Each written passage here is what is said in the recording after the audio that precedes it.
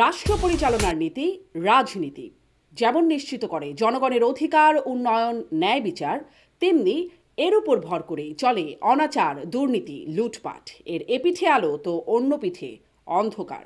রাজনীতির এপিঠ ওপিঠ নিয়ে আইবিটিভি যুক্তরাষ্ট্রের নিয়মিত আয়োজন, আমাদের নিয়মিত আয়োজন রাজনীতির এপিঠ ওপিঠে আপনাদের সবাইকে স্বাগত জানাচ্ছি। আমি শারমিন চৌধুরী। আমার আজকের আয়োজনে অতিথি হিসেবে যুক্ত আছেন সিনিয়র সাংবাদিক মাসুদ কামাল এবং যুক্ত আছেন এবি পার্টির general secretary barrister Asaduzzaman Fuad. স্বাগত জানাচ্ছি আপনাদের নিয়মিত আমাদের আজকের নিয়মিত আয়োজন রাজনীতির এপিঠ ওপিঠে।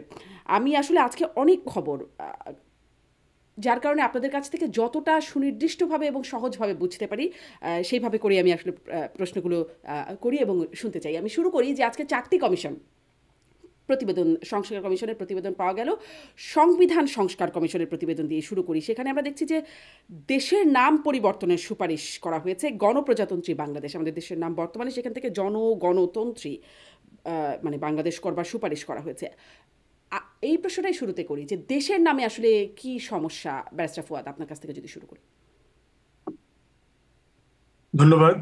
দেশের নাম আসলে পরিবর্তন করবার জন্য প্রস্তাব করা হয়নি, সংশোধন করবার জন্য প্রস্তাব করা হয়েছে।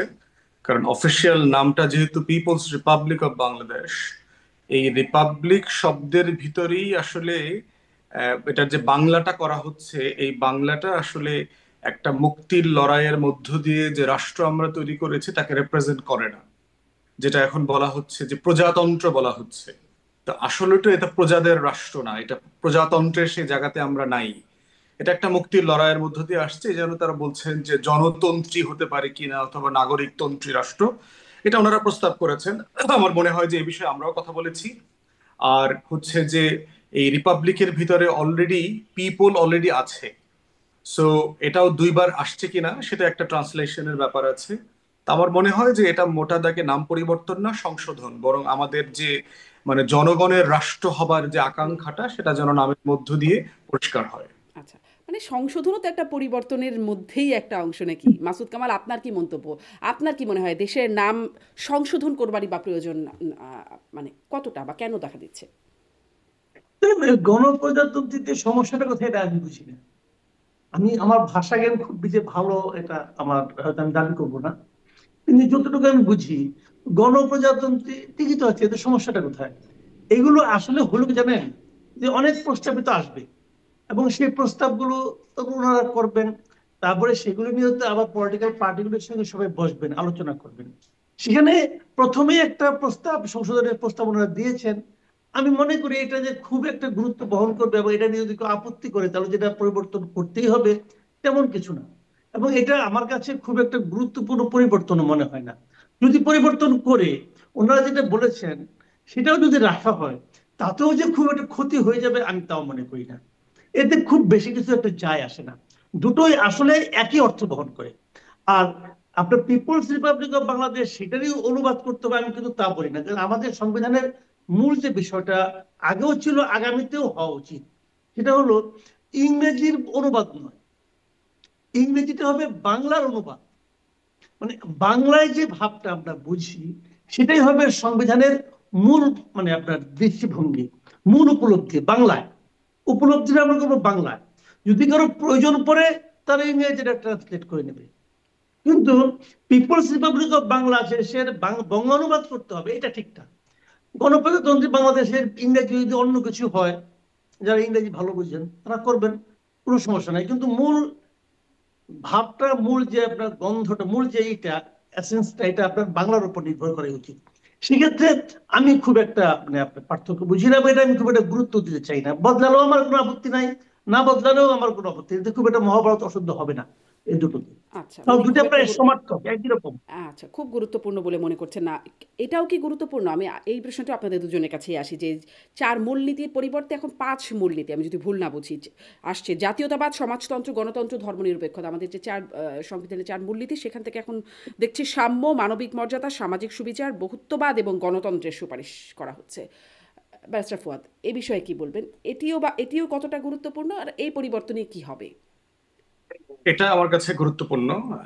কারণ হচ্ছে যে আমাদের যে স্বাধীনতার ঘোষণাপত্র ছিল 1971 সালের 17 এপ্রিল, যেটা পাঠ করা হয়েছিল, সেটা এই যুদ্ধের মাধ্যমে যে ম্যান্ডেটটা জনগণের কাছ থেকে নিয়েছে, যে আমার নতুন বাংলাদেশটা কি হবে, কিভাবে পরিচালিত হবে, সেই ঘোষণাপত্রে কিন্তু সেটা বলে দেয়া ছিল।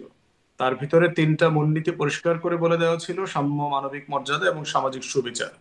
বাকি দুটো জিনিস সেখানের ঘোষণাপত্রের যে এসেন্স, যে ৭০-এর নির্বাচিত সরকারকে ক্ষমতা নিতে দেওয়া হয় নাই, সংসদ অধিবেশন বাতিল করা হয়েছে, ক্র্যাকডাউন হয়েছে, অর্থাৎ গণতন্ত্রের একটা আকাঙ্ক্ষার কথা সেখানে লেখা আছে।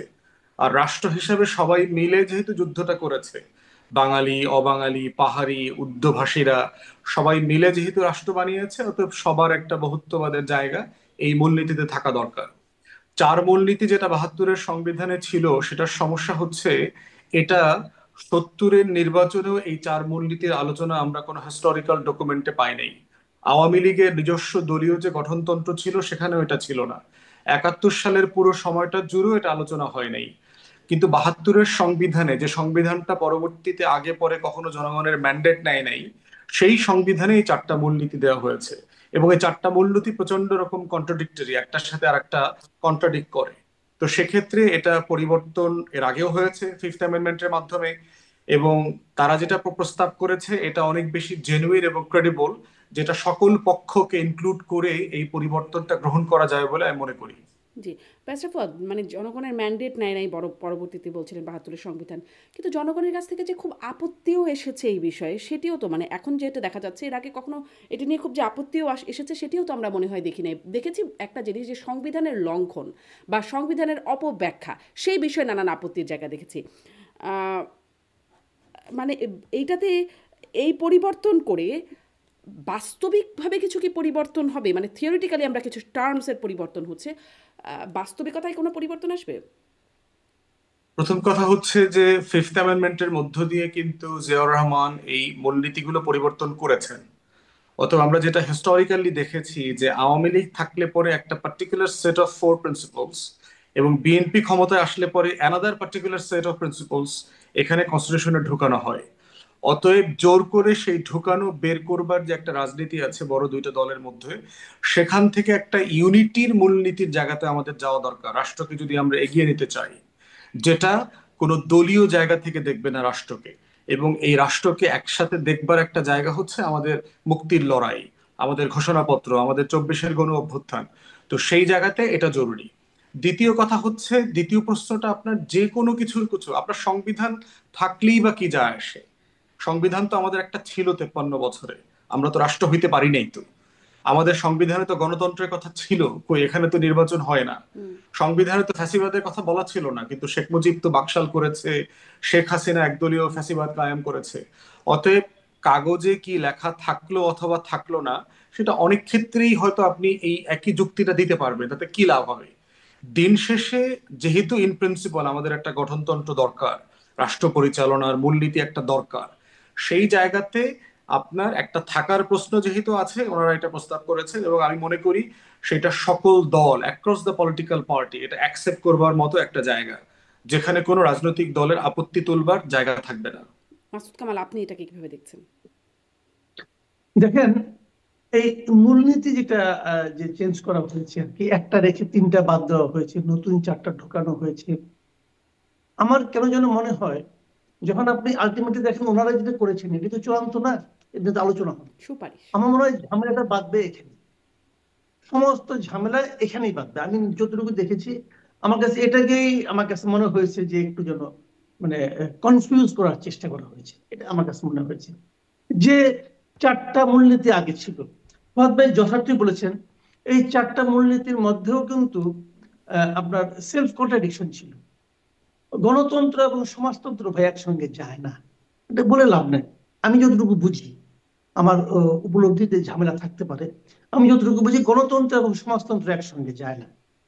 যদিও মানে ইহেও বলে, এই কি বলে, আপনার উত্তর কোরিয়া বলে, তারা তো পিপলস রিপাবলিক বলে নিজেদেরকে, কি বলবেন, ডেমোক্রেটিক রিপাবলিক বলে, তাই না? কিন্তু ওটা হয় না। আবার দ্বিতীয়ত, যে পঞ্চম সংশোধনী যেটা হয়েছিল, যেটা জিয়াউর রহমান সাহেব করেছিলেন, উনি কিন্তু ওখানে আবার সমাজতন্ত্রের আবার নিজস্ব একটা ব্যাখ্যা দিয়েছেন, যে সামাজিক ন্যায় বিচার অর্থে সমাজতন্ত্র। এই ব্যাখ্যাটা ওনার নিজস্ব একটা ব্যাখ্যা, তো উনি কিন্তু ওটাও দিয়েছেন। কাজেই এখনকার যে বাস্তবতা, সারা দুনিয়ার বৈশ্বিক যে বাস্তবতা, সেই বাস্তবতা আমি মনে করি এই সমাজতন্ত্রটা এখানে থাকার কোনো সুযোগ আসলে নাই আমাদের মূলনীতি হিসাবে। গণতন্ত্র ঠিক আছে, গণতন্ত্র নিয়ে কোনো বক্তব্য নেই। জাতীয়তাবাদ এবং ধর্মনিরপেক্ষতা, এই দুটো বাদ দেওয়াতে একটু আমার মনে হয় সমস্যা হতে পারে। যেমন ধরুন আমি একটু উদাহরণ দিয়ে বলি, আমাদের দেশে একটা দলই আছে, বড় একটা দল, সেই দলটাই তার নামই হলো জাতীয়তাবাদী দল। তারা জাতীয়তাবাদ মূলনীতি হিসেবে না থাকাটা আমার মনে হয় না তারা খুব আনন্দের সঙ্গে গ্রহণ করবে, এবং এটা নিয়ে ঝামেলা হবে, আলোচনা হবে, ঝামেলা হবে, এবং ওনারা মানবেন বলে আমি মনে করি না। তাহলে আপনি জাতীয়তাবাদ, আবার বাদ পড়লো কোনটা? ধর্মনিরপেক্ষতা। এখন আওয়ামী লীগ কিন্তু ফিল্ডে নাই, এখন ফিল্ডে নাই, কখনো কি ফিল্ডে আসবে না? আপনি কি আওয়ামী লীগকে চিরদিনের জন্য বাংলাদেশ থেকে একদম ওয়াইপ আউট করে দিতে চাচ্ছেন? পারবেন না ভাই, আপনি যেই হন না কেন পারবেন না। আপনার হাতে যত বড় ডাস্টারই থাকুক না কেন, সেই ডাস্টার দিয়ে বাংলাদেশের মাটি থেকে আওয়ামী লীগকে ওয়াইপ আউট করা সম্ভব না। আওয়ামী লীগের মতো বড় দল জামাতকে মুছতে পারে নাই, জামাতের মতো একটা ছোট দলকে, আর আপনি আওয়ামী লীগকে মুছে দিবেন? পারবেন না। তাহলে ধর্মনিরপেক্ষতা আওয়ামী লীগ মনে করে এটা তাদের প্রপার্টি, মনে করে রাজনৈতিক কারণে মনে করে, তারা এটা নিয়ে রাজনীতি করে। ধর্মনিরপেক্ষতা ভাই কি আসলে? আমি কি সংবিধান দেখে দেখে ধর্মনিরপেক্ষ হই? আমি কি সংবিধান পড়ে পড়ে জাতীয়তাবাদী হই? তা কিন্তু হই না। কিন্তু এই দলগুলো এই শব্দগুলো নিয়ে রাজনীতি করে, এবং এই রাজনীতি করে বলেই তারা ক্ষমতায় আসে অথবা ক্ষমতা থেকে যায়। এটা কিন্তু মাথায় রাখতে হবে। আপনি যতই একাডেমিক কথাবার্তা বলেন, সংবিধান অতটা একাডেমিক বিষয় না। এটা মানুষের সেন্টিমেন্টও এখানে কিন্তু তার রিফ্লেকশনও থাকতে হয়। যাই হোক, সেখানে এবং এখন যে যে দলগুলি এখনো বামপন্থী যে দলগুলো আছে, 12 দল কি, গণতান্ত্রিক মঞ্চ টঞ্চ কি, আর অনেকগুলি দলিত আছে, এরাও দেখবেন এই ধর্মনিরপেক্ষতা নিয়ে মুস্তামুস্তি করবে। বিপরীতে আপনারা যেগুলো এনেছেন সেগুলো নিয়ে আমি একটু কথা বলি। সেগুলো আসলে কি রে ভাই? সেগুলো যে খুব মানে আপনার মানে বিশাল কিছু, তা কিন্তু আমার কাছে মনে হয় না। আমি আপনাকে একটু পড়ে শোনাই যেগুলো বলা হচ্ছে: সাম্য, মানবিক মর্যাদা, সামাজিক সুবিচার, বহুত্ববাদ ও গণতন্ত্র। এই 5টা হলো নতুন তাদের প্রস্তাবিত মূলনীতি। গণতন্ত্র এবং বহুত্ববাদ আমার খুব পছন্দের। এই দুটো শব্দ যে অর্থ বহন করে আমার কাছে, এটা ভিন্ন ভিন্ন মানুষের কাছে ভিন্ন ভিন্ন অর্থ বহন করতে পারে। আমার কাছে যে অর্থ বহন করে আমি এতে হ্যাপি। বাকি যে 3টা, সাম্য, মানবিক মর্যাদা, সামাজিক সুবিচার, এই 3টা তো আমার কাছে একই রকম মনে হচ্ছে। সামাজিক সুবিচার থাকে, সাম্যের সমস্যাটা কোথায়? যেখানে সামাজিক সুবিচার আছে, আপনি একটা বলেন তো, ভাবেন তো, আপনি একটা ইমাজিন করেন যে একটা দেশের সাম্য নাই কিন্তু সামাজিক সুবিচার আছে। সম্ভব? কিভাবে সম্ভব? সামাজিক সুবিচারই তো সাম্য। আবার আপনি বলছেন যে মানবিক মর্যাদা, একটা দেশে মানবিক মর্যাদা নাই কিন্তু সামাজিক সুবিচার আছে। সম্ভব? সম্ভব না। এই যে 3টা বাড়তি যোগ করা, আমার কাছে মনে হয়েছে যোগ করার মতো আর কোনো শব্দ পায় নাই। শব্দ ভান্ডারে ঝামেলা ছিল। আপনি বলবেন যে মিয়া এত এত মতো জ্ঞানী লোক তারা করছে, আর তুমি একটা পাবলিক, তুমি এগুলি বলতেছো। হ্যাঁ, আমি বলতেছি ভাই, আমি পাবলিক। প্রত্যেকটা পাবলিকের কিন্তু এটা চুলচেরা বিশ্লেষণ করার অধিকার আছে। মানেন না আমার কথা? কিন্তু আমার কথা আপনাকে শুনতে হবে। আমি এভাবেই ভাবি যে এই 3টা, আপনি যে 2টাকে বাদ দিয়েছেন, বাদ দিয়ে যে 3টা এনেছেন, তবে যে 4টা এনেছেন, আহামরি কিছু আনেন না। সমাজতন্ত্র বাদ দেওয়া নিয়ে আমার কোনো আপত্তি নেই, ঠিক আছে। বাকি যে 2টা বাদ দিয়েছেন, ওই বাদ দিয়ে আপনি যেগুলিকে আনছেন, এগুলি ভাই একদমই হাস্য। আমার কাছে মনে হয় যে একই জিনিস 3টা নাম দিয়ে নিয়ে আসছেন। জি, মাসুদ কামাল, জি, স্পষ্ট এই এটা আমি জায়গাটা। এভাবে ভাবি। হ্যাঁ, আমি আপনার এই জায়গা থেকে একটু ব্যারিস্টার ফুয়াদ আপনার কাছ থেকে জানতে চাই, ম্যান্ডেটের কথা আপনি বলছিলেন, এখন আসলে ম্যান্ডেটটা কিভাবে হবে? রাজনৈতিক ঐক্যমতের কথা বলছিলেন মাসুদ কামাল, যেটি বললেন আওয়ামী লীগকে বাদ দিয়ে এটি আসলে হবে না, আওয়ামী লীগকে মুছে ফেলা সম্ভব না। এটিও আবার ভবিষ্যতে সমস্যার কারণ হয়ে দাঁড়াবে কি? দেখেন, গণ অভ্যুত্থানের পরাজিত শক্তি বাংলাদেশে কোনো ফর্মে একসময় ফিরবে কিনা, সেই রকম একটা রিমোট রিয়ালিটি গণ অভ্যুত্থানের বিজয়ী শক্তির কাছে বিবেচ্য বিষয় হয় না ইমিডিয়েটলি। 71 সালে কিন্তু যখন ইমিডিয়েটলি না যুদ্ধে হলেও মানে আমাদের তো একটু সুদূর প্রসারী নিশ্চয়ই আপনারা ভাবছেন যখন রাষ্ট্র সংস্কারের কথাটা আপনারা বলছেন বা আলোচনায় আনছেন, মানে জামাতও মুক্তিযুদ্ধের পরাজিত শক্তির অংশ ছিল, সেখান থেকে তারা ফিরে এসেছে, 90-এর গণ অভ্যুত্থানের যারা পরাজিত হলো তারা চলে এসেছে, মানে এখানে আসবে না তার নিশ্চয়তা কি? আর তাদেরকে বড় ডাস্টার দিয়েও মোছা যাবে না, মাসুদ কামাল বলছেন। একটা বিষয় হচ্ছে জামাত ক্ষমতায় আসে নাই 71 সালের পরবর্তীতে, সে রাজনীতি করতে পারে নাই আসলে।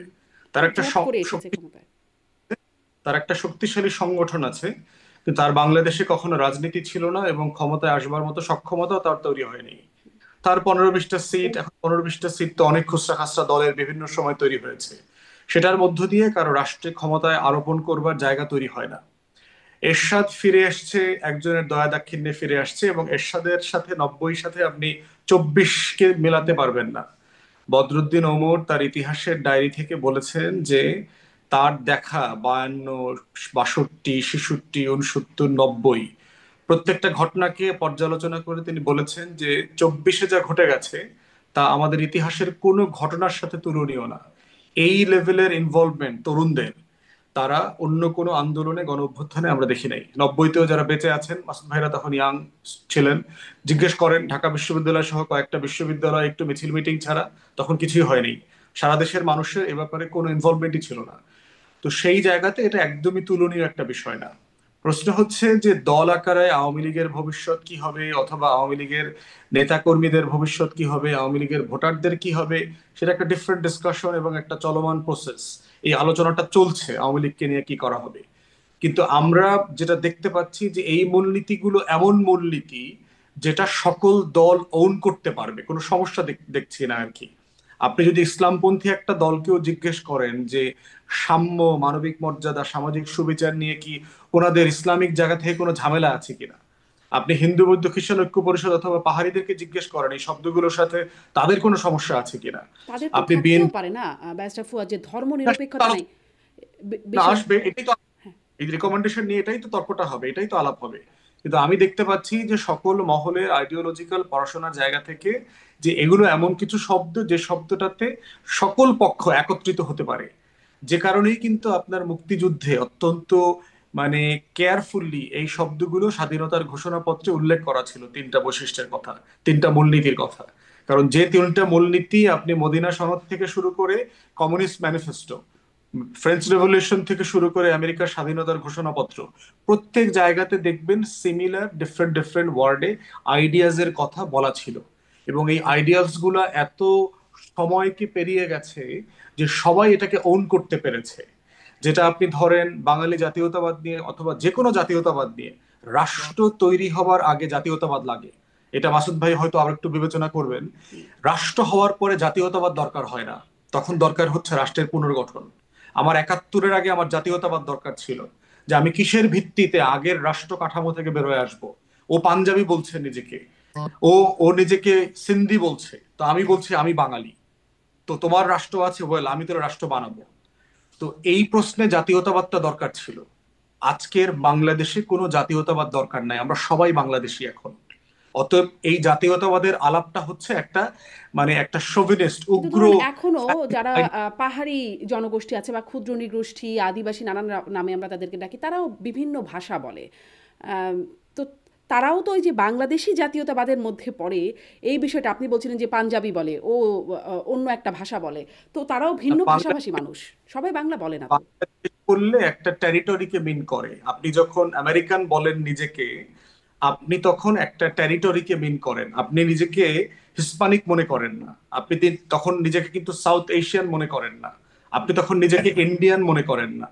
তো এই আইডেন্টিটির একটা তফাৎ আছে। বাংলাদেশি বলতে আমরা একটা টেরিটরি বোঝাচ্ছি, একটা ভূখণ্ড, যে এই ভূখণ্ডে যারা বাস করছেন তারা বাংলাদেশি। কিন্তু যিনি এখানে বাঙালি আছেন, বাঙালির আবার একটা এথনিসিটি আছে। যেভাবে আপনি আমেরিকাতে হিস্পানিক আমেরিকান বলছেন, ল্যাটিনো আমেরিকান বলছেন, আরব আমেরিকান বলছেন, ইন্ডিয়ান আমেরিকান বলছেন, অথবা আফ্রো ক্যারিবিয়ান আমেরিকান বলছেন। তো সেই জায়গাতে এই বহুত্ববাদ শব্দের মধ্য দিয়ে বরং আমি দেখতে পাচ্ছি বাংলাদেশের সকল জাতিসত্তাকে একটা সম্মানজনক অবস্থা দেবার একটা মূলনীতি ঘোষণা করা হয়েছে, যেখানে প্রত্যেকেই বাংলাদেশী তার নিজস্ব আইডেন্টিটিকে ধারণ করে। এটাই হচ্ছে বহুত্ববাদ, এটাই আপনার মাল্টিকালচারাল। বক্তব্যটা স্পষ্ট, কিন্তু আমি এখানেও একটু আপনার কাছে আরেকটু জেনে নিতে চাই যে অতীতে বলছিলেন যে ম্যান্ডেট নেয়নি সংবিধানে, এখন আসলে ম্যান্ডেটটা কিভাবে নেওয়া সম্ভব? আর ঐক্যমতের ভিত্তিতে হবে? মাসুদ কামাল যে সংখ্যাটার কথা আগেই বলছেন যে ঝামেলা হবে কিছু বিষয় কথা উল্লেখ করে, সেখানে ঐক্যমতটাই বা কিভাবে সম্ভব? ঐক্যমতের কয়েকটা স্টেজ আছে। প্রথমটা হচ্ছে যে সরকার এখন পলিটিক্যাল পার্টি এবং অংশীজন যারা আছেন, সিভিল সোসাইটি, ছাত্ররা, নাগরিক কমিটি, সংগঠিত ছাত্র আন্দোলন, সবার সাথে বসবেন, কথা বলবেন। এবং প্রফেসর ইউনূস কিন্তু বারবার উপদেষ্টারা বলেছেন যে মিনিমাম যতটুকুর উপরে সবাই একমত হয় অতটুকু আমরা বাস্তবায়ন করে যাব। এখন এই কনসালটেশন পিরিয়ডটা হচ্ছে মাথায় রাখতে হবে যে এটা কিন্তু লম্বা পিরিয়ড। এটা অন্তর্বর্তীকালীন সরকারের মধ্যে এটা সমাধান হতে পারে, অথবা এটা কন্টিনিউ করবে, অথবা নির্বাচন পরবর্তী আলোচনাটা তর্কটা থাকবে, কিন্তু ঐক্যমত একটা হইতেই হবে এখানে। এবং এই কনসালটেশন স্টেজের পরে একটা মিনিমাম ড্রাফট গণভোটে যেতে হবে, যা উচিত বলে আমি মনে করি। এবং অ্যাট এ টাইম যে পলিটিক্যাল পার্টিগুলো আগামী নির্বাচনে অংশগ্রহণ করবে তাদের ইলেকশন ম্যানিফেস্টোতেও এই ব্যাপারে বক্তব্য আসতে হবে, যে সে যে ভোটারের কাছে যাচ্ছে এই প্রস্তাবনার কতটুকু সে মানছে, কতটুকু মানছে না, সে কোনটা বাস্তবায়ন করবে, করবে না, এই ব্যাপারে তাদের একটা বক্তব্য আসতে হবে। এই প্রসেসের মধ্য দিয়েই হচ্ছে ম্যান্ডেট তৈরি হয়, জনগণের ঐক্যমত তৈরি হবে। জি, মাসুদ কামাল, আপনার কাছ থেকে আসলে ঐক্যমতের জায়গায় আরেকটু শুনবো। আহ, সেটির বিষয়ে আপনি আপনার পূর্বাভাস কি? এখানে ফেব্রুয়ারি থেকে আলোচনা শুরু হবে এই সংস্কার প্রতিবেদন সুপারিশের উপরে, সেটি বলছেন ডক্টর মোহাম্মদ ইউনূস। তিনি বলছেন একটা গণ অভ্যুত্থানের চার্টার তৈরি হবে এই ঐক্যমতের ভিত্তিতে। এটাও একটু যোগ করে শুনতে চাই, যেটি ছাত্ররা বলছে যে জুলাই বিপ্লবের ঘোষণাপত্র, আর এটাও একটা গণ অভ্যুত্থানের চার্টার বা গণ অভ্যুত্থানের ঘোষণাপত্র, গণ অভ্যুত্থানের চার্টার, মানে বিষয়গুলোর কি একই কিছু হতে যাচ্ছে নাকি আলাদা আলাদা? এটাও কি একটু স্পষ্ট হয় আমাদের কাছে? স্পষ্ট হয় না। বিষয়গুলো হলো যেমন কি, এগুলো নানা ধরনের শব্দের খেলা। আমি মনে করি এগুলো শব্দের খেলা। এগুলোর আসলে কতটুকু প্রয়োগ আছে আমি জানি না। প্রোক্লেমেশন অফ রেভলিউশন ছাত্ররা বলতেছিল, সরকার বলতেছে, এরা কিন্তু বলতেছে প্রোক্লেমেশন অফ রেভলিউশন, স্টুডেন্টদের কিন্তু রেভলিউশন, বিপ্লব। তাই না? তারা কিন্তু মাস আপরাইজিং বলে নাই। আবার সরকার বলতেছে গণ অভ্যুত্থানের ঘোষণাপত্র। হুম। খেয়াল করেন, ঘোষণাপত্রটা যে কারণে হয়, ঘোষণাপত্রের বাস্তবতাটা কি সেটা তো হয়ে গেছে ভাই। আমাদের স্বাধীনতার একটা ঘোষণাপত্র ছিল, যেটা নাকি এপ্রিল মাসের হয়েছিল, 1 তারিখে হয়েছিল, পরে 14 তারিখে সেটা ঘোষণা করা হয়েছিল। ওটা কেন? যে ওই সময়ে তারা কিভাবে কাজ করবে তার জন্য করে তাদের সুনির্দিষ্ট কোনো লিখিত কোনো পয়েন্ট ছিল না, অথবা তারা যে একটা সরকার হিসেবে যুদ্ধ করবে সেটার জন্য একটা তাদের একটা দরকার ছিল, যে সরকার হিসেবে ঘোষণা করা একটা দরকার ছিল। তো ওইটা ছিল যুদ্ধের শুরুর সময়, যুদ্ধটা এর উপর ভিত্তি করে যুদ্ধটা চলেছিল। কিন্তু তো এখানে কি হচ্ছে, এখানে না, এখানে তো ঘোষণাপত্র হতে পারতো, কিন্তু সেটা হলো আন্দোলনের শুরুতে একটা ঘোষণাপত্র হতে পারতো। সেই ঘোষণাপত্রের যে পয়েন্ট গুলো আছে তার ভিত্তিতে আন্দোলনটা চলতে পারতো। এগুলো কিন্তু কিছু হয়নি। হয়ে যাওয়ার 5 মাসের পর আপনাদের হঠাৎ করে মনে হলো এরকম একটা করতে হবে। এটা কেন করতে হবে মনে হলো? তারও নিশ্চয়ই কিছু কারণ আছে। সেই কারণগুলো তাদের ব্যাপার, এটা আমি বলি না, আমার এটা আপাতত বলার মানে প্রয়োজন মনে করি না। কারণ তারা এখানে যেটা চেয়েছে যে একক কর্তৃত্ব, একক নেতৃত্ব অথবা একক ভাবে কৃতিত্ব তারা দাবি করার জন্য তাদের জন্য ঘোষণাপত্র প্রয়োজন আমি মনে করি, যে কারণে তারা করতে চেয়েছে। কারণ ইন দ্য মিন টাইম অনেক পলিটিক্যাল পার্টি বলছে যে এই আন্দোলনে আমরা ছিলাম, এবং আমি নিজেও মনে করি এটা 36 দিনের আন্দোলন না। শেখ হাসিনার পতন 36 দিনেই হয়েছিল আমি মনে করি না, 36 দিন দৃশ্যমান ছিল। এবং যারা এখন নেতৃত্বের দাবিদার, যারা সামনে তাদের খুব ভোকাল দেখা যাচ্ছে, এরাও যে এই ক্ষেত্রে খুব গুরুত্বপূর্ণ ব্যক্তি, গুরুত্বপূর্ণ অবশ্যই, কিন্তু তখন কোনো একক নেতৃত্ব ছিল না। তারা সারা দেশের সমস্ত সমন্বয়কদের একজন করেছিল। তারপরে তার উপদেষ্টা হয়ে পুরো নেতৃত্ব নিজের কাছে নিয়ে নিছে। অনেকে এটা মাস্টার মাইন্ড হয়ে গেছেন, এটা তাদের ব্যাপার, সরকারও মেনে নিয়েছে, কোনো সমস্যা নাই। কিন্তু তারা এটা একটা স্বীকৃতি চেয়েছিল বলে কিন্তু এই ধরনের তারা আবদান নিয়ে আসছে, আমাদের এটা দাও না। এবং আলটিমেটলি এটাও যে সকল দলের সমন্বয়ে বসে সরকার যেটা করতে চেয়েছে, এটাও আলটিমেটলি কিছু হবে না। হবে না এই কারণে সকল দল মেনে নেবে না যে তাদের নেতৃত্বে আমরা আন্দোলন করেছি। বাংলাদেশের পলিটিক্যাল পার্টিগুলো কিন্তু ভাই কিছুটা হলেও আমি চিনি, এদের নেতাদেরও চিনি, এদের রাজনীতি সম্পর্কে টুকটাক কিছু তো জানি ভাই। যতটুকু বুঝি আমার মনে হয় না যে এই সকল রাজনৈতিক দল মেনে নেবে যে তাদের নেতৃত্বে আমরা আন্দোলন করেছি, এটা মেনে নেবে না। কাজে এটা আলটিমেটলি যেভাবে তারা শাহাবুদ্দিন চুপ্পুর পদত্যাগের জন্য 2 দিন লাফালাফি করেছিল, তারপরে টায়ার্ড হয়ে বসে পড়ছে, এটাও এরকমই হবে কোনো সন্দেহ। কারণ তাদের জোর যে খুব বেশি একটা আগের অবস্থায় আছে, তাদের গ্রহণযোগ্যতা যে আগের অবস্থায় আছে, সেটাও মনে করার কোনো কারণ নাই। ইতিমধ্যে অনেক বিতর্কিত কাজে তারা জড়িয়ে পড়ছে বলে সাধারণ মানুষ মনে করে, হয়তো পড়ে নাই, কিন্তু সাধারণ মানুষ মনে করে। এগুলো তাদের জন্য পাবলিক পারসেপশন হিসেবে খুবই নেতিবাচক অবস্থানে আছে। কাজে এই সমস্ত ঘোষণা টোষণা কোনো বিষয় না। বিষয় হলো যে মানে যেটা পজিটিভ ঘটনা যেটা, সেটা হলো আমরা অনেকগুলো কমিশনের রিপোর্ট পেতে শুরু করেছি। এটা আমি মনে করি এই সরকারের দায়িত্ব নেওয়ার পর সবচেয়ে বড় ঘটনা, এবং আমার বিবেচনায় সবচেয়ে ইতিবাচক ভূমিকা, ইতিবাচক মানে ভূমিকা না, ইতিবাচক কাজ, এটা আমি মনে করি। এমনকি যে সংবিধান সংস্কার কমিশন নিয়ে আমার সবচেয়ে আপত্তি ছিল, আমি নিজে ওটা প্রকাশ করেছি যে আমার এই কমিশন পছন্দ হয় নাই, কমিশনের প্রধানকে পছন্দ হয় নাই, নানা কারণ আমি আমার ব্যাখ্যা দিয়েছি তখন। কিন্তু আমি এই সংবিধান সংস্কার যে প্রস্তাবগুলো আছে, 2-3টা জায়গা ছাড়া আমি এই কমিশনের রিপোর্টকে আমার কাছে খুবই পছন্দ হয়েছে। আমি এই জন্য আলী রিয়াজ স্যারকে ধন্যবাদই জানাবো। যদিও ওনারকে এটা প্রধান বানানো আমি এখনো মনে করি ঠিক হয় নাই, কারণ একজন বিদেশি লোককে বানাতে হবে কেন, আমি এইভাবে মনে করি। কিন্তু যেটা বানিয়েছেন আলটিমেটলি, এটাকে আমি প্রশংসা করি, জি, এটা আমি মনে করি ভালো। যে 2-1টা জায়গায় ঝামেলা আছে, এটা আমি আগেই বলেছি যে আপনার এই মূলনীতিগুলো, এগুলিও আমি মনে করি এমন কিছু না যে পরিবর্তন করা যাবে না। আমি মনে করি এগুলো আলোচনার মাধ্যমে পরিবর্তন হবে, আপনি দেখে নিন পরিবর্তন হবে। এই যে তারা 5টা দিয়েছে, এই 5টাই থাকবে, আমি মনে করি তা থাকবেন, দেখে নিলে চেঞ্জ হবে। কারণ পলিটিক্যাল পার্টির দাবিগুলো তার মানবে, এবং কি দাবিগুলো আসতে পারে সেটা তো আমি আপনাকে বললাম। জাতীয়তাবাদ ঢুকানো খুব একটা ঝামেলা হবে না।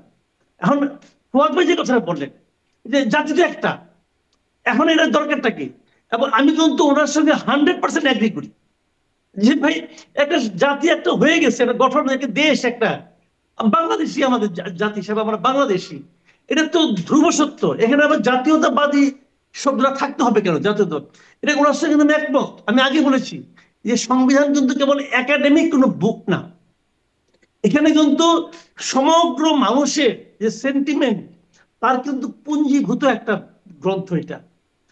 সেন্টিমেন্ট তো আছে, একটা দল তো রাজনীতি করে জাতীয়তাবাদ নিয়ে, যদি তা না হলে তো বিএনপি অস্তিত্ব, বিএনপির নামই চেঞ্জ করতে জি, হয় যে ভাই তারা মানতে জাতি তো চাইবে হয়ে না। গেছে। মাসুদ কামাল, এটা স্পষ্ট আপনি এটা বলছিলেন যে এখানে একটা ঝামেলা জি তৈরি হবে।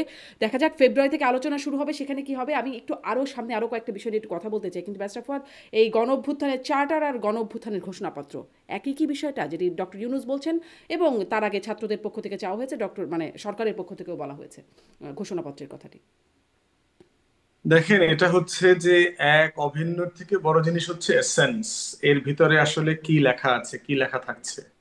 আমরা এই আহ, উপদেষ্টা মাহফুজ আলমের পক্ষ থেকে রাজনৈতিক দলগুলোকে একটা ড্রাফট দেওয়া হয়েছে, ডিসেম্বরে দেওয়া হয়েছিল, রিসেন্টলি একটা দেওয়া হয়েছে, কালকে সম্ভবত একটা মিটিং হওয়ার কথা এই গণ অভ্যুত্থানের ফরমান নিয়ে আলোচনা করবার জন্য। তো সেখানে আমরা যেটা দেখেছি, ওখানে একটা আকাঙ্ক্ষার কথা বলা আছে যে কোন কোন প্রেক্ষাপটে আমাদের যে 100 বছরের মুক্তির লড়াই আছে, সেখানে আমাদের আহ, 85, 47, 71, 90 সবগুলো আন্দোলন এবং রাজনৈতিক দলগুলোর অবদান, তারপরে শ্রমজীবী মানুষের অবদান, সবাইকে সেখানে অ্যাকনলেজ করা হয়েছে। এবং তার পরবর্তীতে 24-এর গণ আন্দোলনের যে আহ, বৈষম্যবিরোধী ছাত্র আন্দোলনের নেতৃত্বে যেটা হয়েছে সেটা তারা বলেছে। আমাদের দলের পক্ষ থেকে আমরা কিছু ফিডব্যাক দিয়েছি কি কি বিষয়ে সেখানে পুনর্বিবেচনা করা যেতে পারে। এবং মোটা দাগে এখানে আমি কোনো মৌলিক ইস্যু দেখি না যেটা পলিটিক্যাল পার্টিজ এগ্রি করতে পারবে না, যদি না খুব কারো আসলে মেজর ইগো থাকে। ওই যে মাসুদ ভাই একটা ইঙ্গিত দিয়েছেন না, যে আমি তো রাজনৈতিক দলগুলোকে চিনি, তাদের স্বভাব চরিত্র বুঝি আর কি, কিন্তু আমি যদি অবজেক্টিভলি দেখি ঘোষণাপত্রের ভিতরে মোটা দাগে দ্বিমত করবার মতো তেমন কিছু নাই। আপনি হয়তো কিছু সামান্য যোগ বিয়োগ করতে পারবেন। আর চার্টার যেটা করা হচ্ছে, এটা আমি এখনো পরিষ্কার না যে আসলে এটা দিয়ে অন্তর্বর্তীকালীন সরকার কি বোঝানোর চেষ্টা করছেন। আমি ধারণা করছি যে অন্তর্বর্তীকালীন সরকার যদি যেই সংস্কারের আকাঙ্ক্ষা নিয়ে ক্ষমতা নিয়েছিলেন, তারা যদি এই সংস্কার কমিশনের আলোকে, সুপারিশের আলোকে যদি সেগুলো বাস্তবায়ন করতে না পারেন, অথবা কতটুকু পারছেন কতটুকু পারছেন না, তারা সম্ভবত একটা ওয়াদা নিতে চাচ্ছেন পলিটিক্যাল পার্টিজের কাছ থেকে যে এই চার্টারটা আমরা ক্যারি ফরওয়ার্ড করব। আমরা যদি 2 মাস পরেও নির্বাচন করি, 6 মাস পরেও নির্বাচন করে চলে যাই, যে আমাদের একটা ইয়ে থাকে, ওই যে নোট টু সাকসেসরস বলে আর কি, আপনার যখন ডিসিরা অথবা আমলারা যখন দায়িত্ব ছেড়ে দেয় অথবা বাইরে আছে, আমি জানি না বাংলাদেশে এখন এই কালচার আছে কিনা, প্রাইম মিনিস্টাররা লিখে যায়। এবং একটা বিখ্যাত নোট টু সাকসেসর আমার মনে আছে, যে ব্রিটিশ চ্যান্সেলর অর্থমন্ত্রী যখন গভর্নমেন্ট ছেড়ে দেয় তখন কনজারভেটিভের অর্থমন্ত্রীর কাছে লিখে দিয়ে গেল ছিল, there is no money left in the treasury, মানে তোমরা যা যা বলে আসছো এতদিন করবা, তোমাদেরকে জানায় রাখলাম যে আসলে ট্রেজারিতে কোনো টাকা নাই। তো এইরকম নোট টু সাকসেসরস লিখে যায় আর কি। এবং নোট টু সাকসেসরস এর অনেক বইও আছে, আপনার বড় বড় বই আছে বিভিন্ন সময়ের লেখা। তো সেইখানে আমার ধারণা যে এই চার্টারটা সম্ভবত একটা জেন্টলম্যান এগ্রিমেন্টের মতো হবে, যে নাগরিক সমাজ, আমাদের রাজনৈতিক দলগুলো, যে এই সংস্কারের আকাঙ্ক্ষাগুলো আমরা গ্র্যাজুয়ালি যেন বাস্তবায়ন করি, এরকম একটা প্লেজ পারহ্যাপস জি টু দ্য নেশন জি আমি এখনো ধারণা করছি। এখনো যেহেতু পুরোপুরি স্পষ্ট না, ফেব্রুয়ারিতে আলোচনা হবে, তারপর কি হবে নিশ্চয়ই আমরাও আপনাদের সাথে এই বিষয়ে কথা বলতে থাকবো। এই গণ অভ্যুত্থানের ঘোষণাপত্রের পক্ষে বা বিপ্লবের ঘোষণাপত্র যদি ছাত্ররা বলছে, জুলাই বিপ্লবের ঘোষণা, তার পক্ষে ছাত্ররা জনমত আদায়ের চেষ্টা করছে, প্রচেষ্টা চালিয়ে যাচ্ছে। নারায়ণগঞ্জে হাসনাত আবদুল্লাহ সেই বক্তব্য নিয়ে একটু আসতে চাই। তিনি যেটি বলছেন, আওয়ামী লীগের নেতাকর্মীদের ফ্যাসিবাদের জন্য, মানবাধিকারের জন্য লড়াই করলে সেটি হবে ফ্যাসিবাদের পৃষ্ঠপোষকতা। ফ্যাসিবাদের পক্ষে যে কলমগুলো লিখবেন সেই কলমগুলো ভেঙে দেব। ফ্যাসিবাদের পক্ষে যেসব মিডিয়া কথা বলবে সেসব মিডিয়ার বিরুদ্ধে আমাদের অবস্থান অব্যাহত থাকবে। ফ্যাসিবাদের পক্ষে যেসব মগজ চিন্তার প্রসার ঘটাবে তাদের বিরুদ্ধে আমাদের অবস্থান শক্ত থাকবে। ব্যারিস্টার ফুয়াদ সমর্থন করেন এই বক্তব্য। দেখেন, কারো বক্তব্য শব্দে শব্দে আমার সমর্থন অথবা ফেলে দেওয়ার কোনো মানে ইয়ে নাই, কোনো টেম্পটেশন আমার মধ্যে কাজ করে না। এসেন্সটা কি? জুলাই আগস্টে একটা গণ অভ্যুত্থান হয়েছে বাংলাদেশে। এখানে দেশের মানুষ মোটা দাগে দল মত নির্বিশেষে একটা কমন জায়গাতে এসছে এবং তারা রাস্তায় নেমে সেটা জানান দিয়েছিল। এখন সেই আকাঙ্ক্ষাটাকে তো আপনার কাগজে বদ্ধ এমন করতে হবে, কাগজ কালি দিয়ে লিপিবদ্ধ করতে হবে, এই আকাঙ্ক্ষাটাকে বাস্তবায়ন করতে হবে। যে কোনো আকাঙ্ক্ষার যখন তৈরি হয় তখন সেই আকাঙ্ক্ষার পটেনশিয়াল থ্রেট কারা, সেই থ্রেট পারসেপশন আইডেন্টিফাই করতে হয়। যে যে যে কারণে যে আকাঙ্ক্ষা নিয়ে জুলাই আগস্টে মানুষ নেমেছিল, সেই আকাঙ্ক্ষাগুলো বাস্তবায়ন করবার সবচেয়ে বড় শত্রু কারা, শত্রুপক্ষ কারা। তো গত 16 বছর কারা কারা এই আওয়ামী লীগের দালালি করেছে, দোসুরিপনা করেছে, ডাইরেক্টলি ইনডাইরেক্টলি এটার মাধ্যমে বেনিফিট নিয়েছে, গণতন্ত্রের পক্ষে দাঁড়ায় নাই, তারপর লুটপাট মানি লন্ডারিং এর ব্যাপারে কথা বলে নাই, প্রতিবাদ করে নাই, এই বাস্তবতাগুলো তো আছে।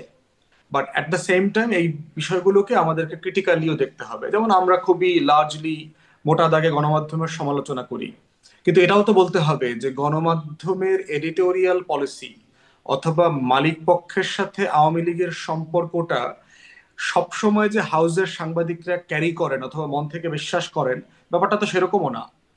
তো অনেক সাংবাদিককে আমরা বাস্তবে চিনি পার্সোনালি, সিম্পলি চাকরি করেন, একটা গরিব মানুষ, বদ্ধ বয়সী হয়ে গেছেন, 45-50, সে 60-70 হাজার টাকা বেতন পান, ঢাকায় থাকেন, ছেলেমেয়েরা পড়াশোনা করে। এই মুহূর্তে জীবনে একটা চ্যালেঞ্জ নিয়ে সেই চাকরিটাকে ঝুঁকিতে ফেলবার মতো বাস্তবতা তার আসলে নাই। তো মোটা দাগে আমার কাছে মনে হয়েছে অনেক সাংবাদিকরা এই সম্প্রতি যাদের সাথে আমরা কথা বলছি, তো ওনারা নিজেদের রিলাক্টেন্সের কথা কিন্তু এসে বলেছেন যে আসলে আমরা কিন্তু এগুলোর পক্ষে ছিলাম না, কিন্তু আমরা যেহেতু চাকরি করি আমরা কিন্তু আসলে কিছু করতে পারি না। মাসুদ ভাইও মাঝখানে দেখলাম ওই গণমাধ্যম কমিশনের সামনে গিয়ে বকাঝকা করে আসলেন সবাইকে। তো উনি নিজে নিজের কথাও বলছেন যে ওনার আগের মালিকরা জমি জমার ব্যবসা করে, তো ওনাকে নিজেকেও ওই দালালি করতে হয়েছে, জমির মালিকের দালালি, ফ্ল্যাটের মালিকের দালালি করে লিখতে হয়েছে। তো এখন বেচারা সাংবাদিকতা এখন করতে পারতেছে কেন? কারণ সে চাকরি ছেড়ে রিটায়ারমেন্টে আছে, কারোটা খায় পড়ে না, চুল সাদা হয়ে গেছে, মনও সাদা হয়ে গেছে, অন্তর সাদা দিয়া দিব্যি কথা বলতেছে একেবারে, মানে স্পিকিং ইউর কনসিয়েন্স, বিবেক দিয়ে তাড়নায় কথা বলে। তো এই বাস্তবতায় গণমাধ্যমকে আমার তো মানে মানে ইয়ে করতে হবে, লেয়ার আফটার লেয়ার অ্যাসেস করতে হবে যে কোনটা আসলে দালাল। কেউ কেউ আছে যে আপনার সরকারের প্রেসারে কাজ করেছে, কেউ কেউ তো আছে সরকারের প্রেসার ছাড়া যেচে গিয়ে দালালিটা করেছে। আবার এরই ভিতরে কেউ কেউ তো আছে যে মাথা নত তো করে নাই, মাহমুদুর রহমান করে নাই, নুরুল কবির করে নাই, আবার অনেক বড় বড় পত্রিকা তো মাথা নত করে ফেলছে। তো আমার কাছে মনে হয়েছে যে প্রত্যেকটা কথা যেটাকে আপনি রেফার করলেন যে ফ্যাসিবাদের দালাল, দোসর, আইডেন্টিফিকেশন, এই বিষয়গুলো যেন আমরা খুব ব্ল্যাক অ্যান্ড হোয়াইট না দেখি।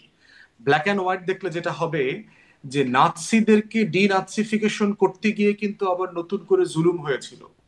চীনে দেখেছি সমাজতান্ত্রিক রেভলিউশনের পরে কালচারাল রেভলিউশন করেছে, প্রচুর ভিন্ন মত যারা বিপ্লবী ছিলেন, যারা 47, 48, 49 চাইনিজ রেভলিউশনের পক্ষে লড়াই করেছেন, কিন্তু পলিসি ওয়াইজ লিডারশিপের সাথে দ্বিমত করেছেন, তাদেরকে সবাইকে পার্চ করে ফেলছে। ফ্যামিলি শুদ্ধ সাইবেরিয়াতে গিয়ে মানে কুকুর বিড়াল দিয়ে, আপনার ভাল্লুক দিয়ে, শিয়াল দিয়ে তাদের গোশত খাওয়াইছে, এরকম ব্রুটালি তাদেরকে হত্যা করেছে। অতএব আমরা আমাদের শত্রু মিত্র নিয়ে কথা বলবো, তাদেরকে কিভাবে বিচারের মুখোমুখি করা যায় সেটা আমরা আলোচনা করব, কিন্তু আমরা যেন এটা করতে গিয়ে বাড়াবাড়ি না করি, আমরা যেন মাসুদ রাষ্ট্রকে আরো কামালকে দুর্বল একটু করে জিজ্ঞাসা করি যে আপনার কাছে কোথাও কি এখানে বাড়াবাড়ি মনে হচ্ছে কিনা, কলম ভেঙে দেওয়া বা মগজের চিন্তা করলে সেখানেও শক্ত অবস্থানে কোথাও, মানে আমরা তো ফ্যাসিবাদ বলতে যা বুঝি স্বাভাবিকভাবে যে অন্যের মতের প্রতি অসহিষ্ণুতা, সেটারই একটা বৈশিষ্ট্য, ফ্যাসিবাদের একটা অন্যতম বৈশিষ্ট্য। এখানেও কি কোথাও একটা নতুন কোনো সংজ্ঞার মধ্যে আবার পড়েও যাচ্ছে কিনা, নানান রকম শঙ্কার জায়গা আছে? আপনার বিশ্লেষণ কেমন এখানে? যাচ্ছে, পড়ে যাচ্ছে। আমি আপনাকে আরেকটু ক্লিয়ার করে বলি, উনি যেটা বলেছেন, যে কথা আমাকে ফুয়াদ ভাই বললেন যে আপনি প্রতিটা শব্দকে সমর্থন অথবা অসমর্থন করার কোনো ব্যাপার না, এটা বলা সম্ভব না। আমি তবু একটা শব্দ নিয়ে কথা বলি, যেমন ফ্যাসিবাদ। এই ফ্যাসিবাদের সংজ্ঞা, ডেফিনেশনটা ওনার কাছে যা, সেটা যদি আমার কাছে না হয়, তাহলে ওনার কথাটাকে আমাকে ফ্যাসিবাদ মনে হতে পারে, এবং উনি যেভাবে ভাবছেন আমি তো সেভাবে নাও ভাবতে পারি। একটা কথা তো মাথায় রাখতে হবে এখানে, ওনার ভাবনা আর আমার ভাবনা এক না। উনি যেভাবে বলেন, যেভাবে ভাবেন, আমি সেভাবে বলিও না, সেভাবে ভাবিও না। কাজে এটাকে সমর্থন করার আমার কোনো সুযোগ নেই। তবে আমি মনে করি যে ওনার বক্তব্যটা অতি সরলীকৃত, এবং এভাবে ওনার বলা আমি মনে করি যে আমার কাছে ভালো লাগেনি। আমি এইভাবে কথা শুনতে চাই। উনি সমালোচনা করতে পারেন, বলতে পারেন যে এই ধরনের ধারা চলতে দেওয়া উচিত না। উনি বলতে পারেন এই ধরনের ধারা হলে সেটাকে আপনারা প্রতিরোধ করেন, আপনারা সেটাকে মানেন না। মানে মানুষকে বলেন তারা তার কাজটা করুন, মানুষকে কি করতে হবে সেটা যদি আপনি বলে দেন, এবং আপনার কথা না শুনলে সেটা যদি ফ্যাসিবাদ হয়ে যায়, আপনার মতো করে চিন্তা না করলে যদি সেটা ফ্যাসিবাদ হয়ে যায়, তাহলে ভাই আপনার সংজ্ঞায় গলদ আছে, লেখাপড়ায় একটু সমস্যা আছে। কাজে আপনাকে ওভাবে ভাবতে হবে ভাই। এটা হয়েছে কি জানেন, এটার মধ্যে একটা বয়স জনিত সমস্যা কাজ করে। যখন আমরা ছোট ছিলাম, বর্ধমান ইউনিভার্সিটি পড়তাম, তখন একটা বিষয় নিয়ে যেভাবে কথা বলতাম, যে উত্তেজিত হয়ে যেতাম, যতই বয়স বাড়ে ততই কিন্তু উত্তেজনার মাত্রাটা কমে, কারণ তার সঙ্গে ওই প্রাপ্ত জ্ঞানের সঙ্গে না কিছু অভিজ্ঞতা যুক্ত হয়। আবার এই প্রাপ্ত জ্ঞানকে আমরা জীবনের সঙ্গে সিনক্রোনাইজ করতে চাই, এটা কিন্তু একটা বড় বিষয়। বইকে যদি আপনি জীবনের সঙ্গে না মিলাতে পারেন, তাহলে বইয়ের পড়া আপনার জন্য বিপদ ডেকে আনতে পারে। এটা হলো সারা দুনিয়ার নিয়ম, জীবনের সঙ্গে মেলাতে হবে, সমাজের সঙ্গে মেলাতে হবে। তো আপনি বলেছেন নিশ্চয়ই ওই সময় একটা পরিবেশ ছিল, উত্তেজনা তৈরি করতে পেরেছেন, অনেকে হাততালি পেয়েছেন, বাট এটা বাস্তবতা না। এটা যে বাস্তবতা না, এটা আমি একটা সিম্পল একটা কথা বলে রাখি আপনাকে। বাংলাদেশে তো নির্বাচন হবে, হবে না? নির্বাচনের জন্য যত কিছু হচ্ছে, যখন নির্বাচন হবে তখন দেখবেন যে ওনাদের এই কথা আসলে বাস্তবতা বিবর্জিত কথা। তখন যে বাস্তবতা দেশে তৈরি হবে, তখন দেখবেন এইগুলির কোনো বেল নাই, একদমই নাই। ওনাদেরও খোঁজখবর থাকবে কিনা আমার সন্দেহ আছে। কাজেই এখন যতদিন সরকারের সহযোগিতা পাচ্ছে, সমর্থন পাচ্ছে, বলে যাচ্ছে বলে যাচ্ছে অনেক মানে নায়ক দেখছি, বিপ্লব নায়ক দেখছি, পরে দেখছি হারাই গেছে। এই যে ফুয়াদ ভাই বললেন যে আপনার এরশাদ বিরোধী আন্দোলনের সময় আমি তখন ঢাকা ইউনিভার্সিটির স্টুডেন্ট ভাই, শেষ দিকে আমরা তখন অনেক নেতা দেখছি, বিরাট বিরাট নেতা, এখন খুঁজেও পাওয়া যায় না, আছে বেঁচে আছে। কাজেই সময়ের স্রোতে না অনেক বড় নেতাও ছোট হয়ে যায়, হারিয়ে যায়। আবার অনেক ছোট নেতা সময়ের প্রয়োজনে ঠিক কাজটা করতে পারে, বলতে পারে যখন, তখন তারা বড় হয়ে দেখা দেয়। কাজেই এগুলো হতে থাকবে। কিন্তু আমি যেটা বলি, এত উত্তেজিত হওয়ার কিছু নাই, না হওয়ার কিছু নাই, এগুলো হতে থাকবে, এগুলো সমাজেরই অনুষঙ্গ, এগুলো চলবে। কিন্তু একটা কথা যে সবসময় মাথায় রাখতে হবে, দেখেন দেশটা কিন্তু মানুষ নিয়ে, দেশটা কিন্তু কেমন ভূখণ্ড নিয়ে না। আমার বাসায় 10 জন মেম্বার আছে, 10 জন মেম্বারের কথাই আমাকে কিন্তু গুরুত্ব দিতে হবে, শুনতে, মিনিমাম শুনতে তো হবে, গুরুত্ব দিতে হবে, শুনতে হবে ভাই। শোনার পর হয়তো আমি গৃহকর্তা হিসেবে একটা সিদ্ধান্ত নেব, আমি চিন্তা করবো কোন সিদ্ধান্ত নিলে সবার জন্য ভালো হয়। কিন্তু আমি যদি আগেই বলে দিই যে না, তুমি গতদিন খারাপ কাজ করেছো, অথবা আজকে তোমার কোনো কথা বলার নাই, আজকে তুমি চুপ করে থাকবা, তোমাকে কথাই বলতে দেবো না, এটা যদি আমি বলি, আমি মনে করি আমার এই আচরণটা হবে ফ্যাসিবাদী আচরণ। এটা হলে আমি এভাবে বুঝি, তাই না? সবাইকে বলতেই তো, আর আপনি কাউকে যদি বলতেই যদি না চান এবং সেটা সংখ্যা যদি একটা বড় সংখ্যা হয়, তখন সেটা না আসলে পারবেন না, পারবেন না। মাসুদ কামাল আপনার হাতে এখন একদম কোনো স্পষ্ট, অস্ত্র খুবই। আছে, হাতুড়ি বাটার আছে, হ্যাঁ। আপনি পাহাড় ভেঙে ফেলাবেন বলে সিদ্ধান্ত নিলেন, পারবেন না রে ভাই।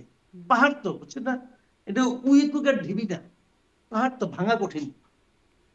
স্পষ্ট, একদম স্পষ্ট। আমাদের আসলে আর একটা দু একটা বিষয়ের মধ্যে যেতে হবে, মানে প্রত্যেকটা বিষয়ে অনেক বড় বড় করে কথা বলা যায়, আমি এই বিষয়ে একদমই নিশ্চিত। তারপরেও একটু যাই, কারণ এই বিষয়গুলো নিয়ে কথা বলতে হবে, আমার দর্শকেরও কিছু মন্তব্য আছে, সেগুলো আমি আপনাদের কাছ থেকে যদি সম্ভব হয় মতামত নেব, সময় স্বল্পতা আছে। যুক্তরাজ্যের মন্ত্রিসভা থেকে টিউলিপ পদত্যাগ করলেন, এটিকে আপনারা কিভাবে দেখছেন? আবার ওনাকে আবার সমর্থন দিচ্ছেন বা ওনার পক্ষে কথা বলছেন দেশটির প্রধানমন্ত্রী। তার বিরুদ্ধে অনেক লেখালেখি ছিল দেশটিরই গণমাধ্যমে, যুক্তরাজ্যেরই গণমাধ্যমে। মাসুদ কামাল কিভাবে দেখছেন?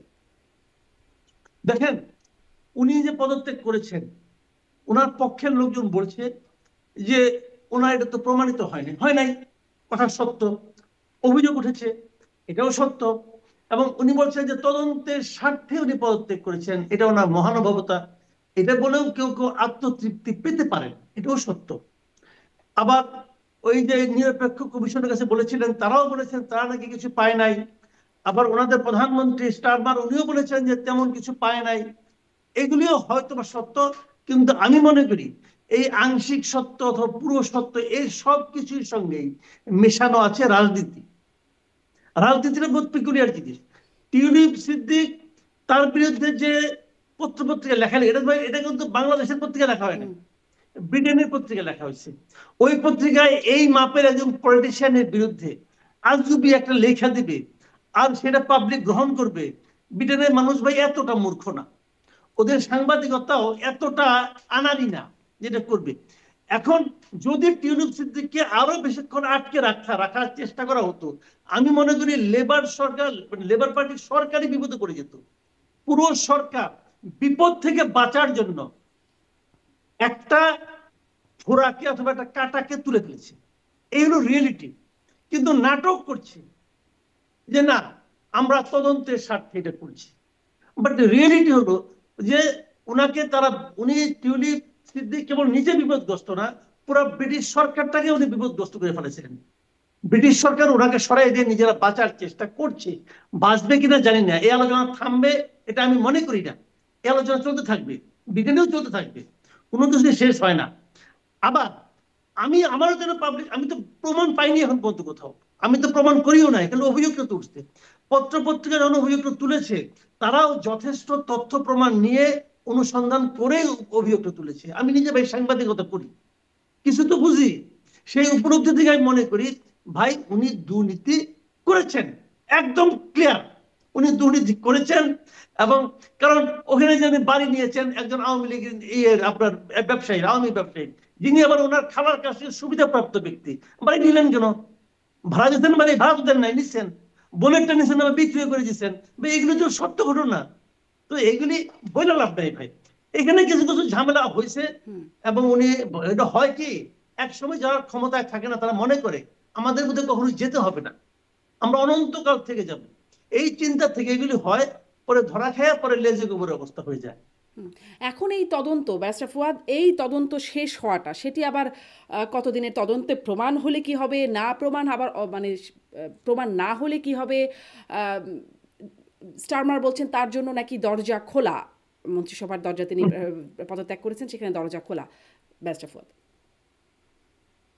দেখেন, গণমাধ্যমের প্রতিবেদন আর হচ্ছে বিচারিক আদালতে কারো সাক্ষ্য প্রমাণের ভিত্তিতে একটা বিয়ন্ড এনি রিজনেবল ডাউট কারো প্রমাণিত হওয়া আসামি আকারে, এই জায়গাটার ভিতরে কিন্তু একটা ফারাক আছে আর কি। এখন যেটা ব্রিটেনের সাংবাদিকরা করেছেন, এটা একটা প্রাইমারি এভিডেন্সের উপরে ভিত্তি করে তারা কথা বলছেন, এবং এটা বলবার জন্য তাদের যে গণমাধ্যমের আইন আছে, প্রাইভেসি আইন আছে, ডিফামেশনের আইন আছে, এর প্রত্যেকটা আইন তারা সার্টেনলি লয়ারদের সাথে কনসাল্ট করিয়ে এটা করেন।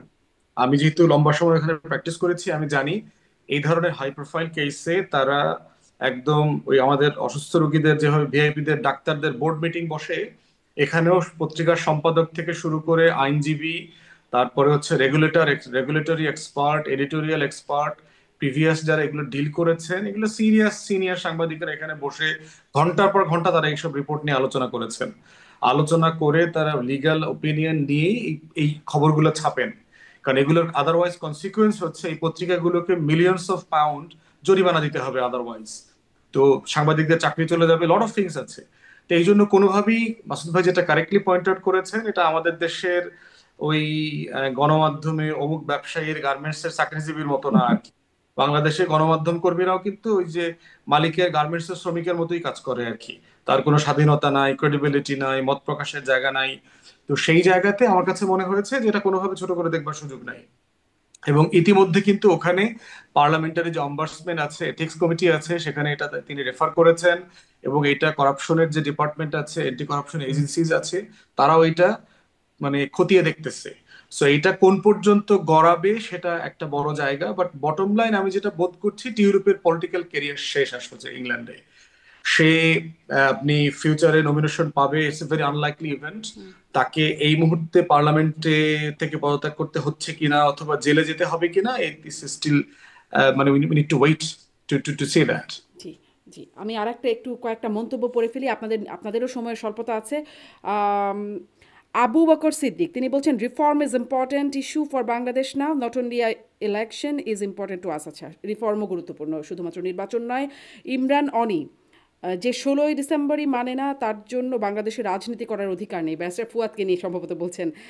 Saiful Sarkar, we want to see democracy in all political parties. একটু ছোট্ট করে মন্তব্য নিয়ে বলবেন কি ব্যারিস্টার ফুয়াদ? আমি মন্তব্যটা খেয়াল করিনি, একটা মন্তব্য বলছেন আপনাকে, যে 16ই ডিসেম্বরই মানে না তার জন্য বাংলাদেশে রাজনীতি করার অধিকার নাই। রিফর্ম নিয়েও বেশ কিছু কথা আসছে, সেটি নিয়ে আমরা ইতিমধ্যে কথা বলে ফেলেছি। ব্যারিস্টার ফুয়াদ একটু মন্তব্য নিয়ে। এটা তো গণতন্ত্রের বৈচিত্র্য আর কি, তাই না? আমাদের সবকিছু তো সবাইকে একই ফরম্যাটে একই বয়ানে মানতে হবে সেটা না। যেটা হয়েছে যে একটা খণ্ডিত বক্তব্য পুরোটা না বুঝে, যেটা অনেকেই মন্তব্যটা করেছেন এবং কেউ কেউ ভুল বুঝেছেন, আর এর সাথে তো আওয়ামী প্রপাগান্ডা মেশিনারি কাজ করছে। আমার যেটা বক্তব্য ছিল যে ইন্ডিয়ান যে রিয়ালিটিতে আমাদের সারেন্ডার সেরিমনিটা হয়েছে, ইন্ডিয়া প্রতি বছর যে সিনগুলো ক্রিয়েট করে আমার রাষ্ট্রকে, আমার আমার মুক্তিযোদ্ধাদেরকে, আমার যে জেনারেল ওসমানীর নেতৃত্বে যারা যুদ্ধ করেছে তাদেরকে যেভাবে হেয় করে, এবং এই যুদ্ধটাকে সে মনে করে যে আমি তোমাদেরকে বিজয়ী করছি, এই যে ক্রেডিট নেওয়ার একটা টেন্ডেন্সি প্রতি বছর দেখায়, সেটা থেকে আমরা বলছি যে আসলে 16 ডিসেম্বর আমার বিজয় দিবস কিনা। আমি বিজয় দিবসকে অস্বীকার করি নাই, দিবসটা পরিবর্তন হতে পারে কিনা, আমি কি বিজয় দিবস আকারে অন্য কোনো দিন পালন করব কিনা, সেইটা আমাদের জাতীয় ঐক্যমতের ভিত্তিতে একটা আলোচনা হতে পারে। তো সেই প্রেক্ষিতে নরেন্দ্র মোদীর যে টুইট ছিল, সেই জায়গাটাতে আমার এই বক্তব্য ছিল, এবং সেটা তো অবশ্যই যে কেউ আমার বক্তব্যের সাথে দ্বিমত করতে পারে। আমার মনে হয় আপনি স্পষ্ট করেছেন, ধন্যবাদ। বিজয় দিবস, বাংলাদেশের নাম, অনেক কিছু নিয়ে এখন আলোচনার একটা জায়গা তৈরি হয়েছে। মাসুদ কামাল, একদম শেষ বক্তব্য বলে আমরা শেষ করব। না, শেষ বক্তব্য আমি আগেই বলেছি, ওই কথাটা আমি আবারও বলবো যে ইউনূস সরকারের এই যাবৎকালের সবচেয়ে বড় সাফল্য হলো এই কমিশনের রিপোর্টগুলো পেতে থাকা। আমরা আজকে 4টা পেয়েছি। আমি যতটুকু দেখেছি আমার কাছে মনে হয়েছে রিপোর্টগুলো খুবই সুচিন্তিত ভাবে দেওয়া হয়েছে। আমি রাজনৈতিক দলগুলোর কাছে আশা করবো, কারণ এখানে একজন রাজনৈতিক দলের একজন নেতাও আছেন, আমি ওনাদের কাছে সকল রাজনৈতিক দলের কাছে আশা করবো যে এটা নিয়ে আপনারা বেশি বিতর্কে যায়েন না, যতটুকু পারেন কালক্ষেপণ না করে। একটা মাঝামাঝি, পুরো সংস্কারে কখনো পুরো শেষ হয় না, এটা পরেও চলতে থাকবে। আপনার ক্ষমতায় আসার পর এটা আরো চেঞ্জ করবেন, কোনো আপত্তি নাই, কিন্তু এটা নিয়ে সময় ক্ষেপণ করে না, এটা নিয়ে ঝগড়াঝাটি করে, সামান্য একটা শব্দ নিয়ে, একটা বিষয় নিয়ে ঝগড়াঝাটি করে আপনারা 3 দিন 10 দিন 20 দিন কাটাই দিলেন। এতে আমরা গণতন্ত্র থেকে দূরে থাকবো। আমরা এখন যে অবস্থায় আছি, আমি মনে করি আমাদের এখানে একটা নির্বাচিত সরকার থাকা জরুরি হয়ে দাঁড়াইছে, যাদের কাছে নাকি জবাবদিহিতা আছে। এই সরকার আছে, দেখেন এক লাফে শতাধিক পণ্যের উপর তারা দাম বাড়াই দিল, ভ্যাট সম্পূরক কর দিল। কি কারণে দিতে পারলো? কারণ তাদের তো কারো কাছে জবাবদিহি করতে হবে না, তারা তো আগামীতে ইলেকশন করবে না, কোনো সমস্যা নাই। হাসিনাও কিন্তু তাই করতো, তারও জনগণের কাছে যেতে হতো না ইলেকশন করার জন্য। একই রকম তো আমরা এটা চাই না। আমরা এমন সরকার চাই যে সরকার একটা জিনিসের দাম 2 টাকা বাড়াইতে গেলে 2 বার চিন্তা করবে যে আমার তো এই জন্য আগামী 5 বছর পরে জনগণের কাছে প্রশ্নের সম্মুখীন হতে হবে। সেই সরকার যত তাড়াতাড়ি আসে, তার জন্য আমাদের পলিটিক্যাল পার্টিগুলো, আমাদের ফুয়াদ ভাইরা সক্রিয় হবেন, উদার হবেন, এই প্রত্যাশা আমি করি। জি, অনেক ধন্যবাদ মাসুদ কামাল। নিশ্চয়ই বাজারে যখন এরকম দ্রব্যমূল্য, আইন শৃঙ্খলা পরিস্থিতি, তখন শব্দ নিয়ে খুব বেশি আলোচনা জনগণ কেমনভাবে নেয় সেটিও নিশ্চয়ই আপনারা ভাববেন, রাজনীতিবিদরা যারা আছেন। অনেক ধন্যবাদ আপনাদের দুজনকেই। আজকের মতো বিদায় নেই রাজনীতির এপিঠ ওপিঠ IBTV নিয়মিত আয়োজন থেকে। দর্শক, আপনারা সাবস্ক্রাইব করুন, কমেন্ট করুন, লাইক করুন, সাথে থাকুন।